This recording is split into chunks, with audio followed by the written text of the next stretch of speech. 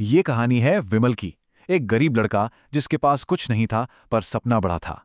सुंदरपुर गांव में विमल धीरू सेठ के यहाँ जीतोड़ मेहनत किया करता था। पर जिस पर सबसे ज्यादा भरोसा किया वही सबसे पहले धोखा दे गया। सिर्फ आधे पैसे मिले।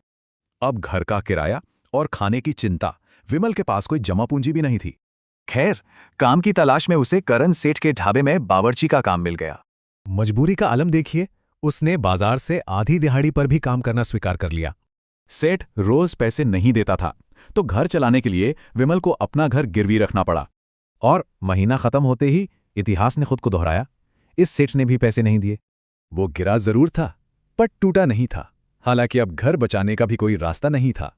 ऐसे सबसे बुरे वक्त में उसका दोस्त गोकुल एक उम्मीद बनकर आया। गोकुल ने उसका कर्ज चुकाया और उसे अपना काम शुरू करने के लिए पैसे भी दिए।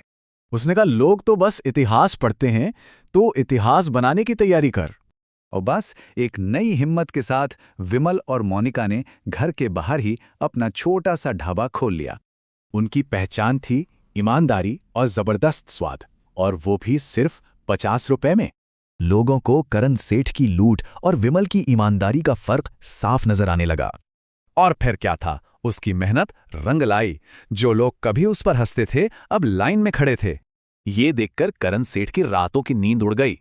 उसकी तरक्की उससे देखी नहीं जा रही थी। तो उसने गुंडे भेजकर विमल को धमकी दी और हफ्ता वसूलने की कोशिश की। पर विमल अब डरने वाला नहीं था। उसने हिम्मत दिखाई और अगले दिन फिर अपना ढाबा खोला। ये देखकर सेठ आग बबूला हो गया और उसने सबके सामने विमल पर हाथ उठा दिया। लेकिन तभी एक ग्राहक अपनी कुर्सी से उठा, जो असल में एक पुलिस ऑफिसर था। ऑफिसर ने करण सेठ को उसकी सही जगह पहुंचा दिया, यानी कि जेल। इसके बाद विमल ने पीछे मुड़कर नहीं देखा। उसकी ईमानदारी ने उसे बहुत बड़ा आदमी बना दिया। अगर तू भी लाइफ में स्ट्रगल कर रहा है तो हार मत मान। कहानी अभी बाकी है मेरे दोस्त।